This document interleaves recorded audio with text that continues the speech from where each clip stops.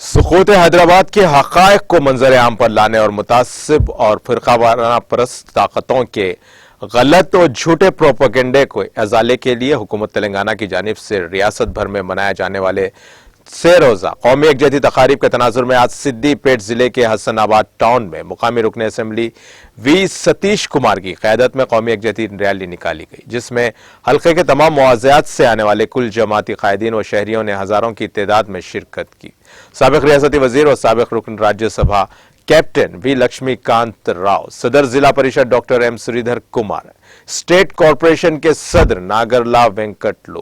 نائب صدر ضلع پریشد راجا ریڈی، صدر بلدیہ اے رجتا وینکٹ، نائب صدر A Anitha Srinivas Reddy, R D O Jaya Chandra Reddy, commissioner بلدیہ راجا ملیہ، صدر ٹاؤن کمیٹی جناب محمد عبد الوہاب انور، مقامی ضلع پریشد اور منڈل پریشد ارکان، اراکین بلدیہ و دیگر قائدین نے بھی ریلی میں شرکت کی۔ اس موقع پر خطاب کرتے ہوئے وی ستیش کمار رکن اسمبلی نے کہا کہ ریاست تلنگانہ میں دیکھی جانے والی ترقی و خوشحالی اور دوستانہ و خوشگوار ماحول محض قومی یکجہتی کے ذریعے ہی ممکن ہو پایا ہے۔ ریاست تلنگانہ کثرت میں وحدت کی اعلیٰ مثال ہے۔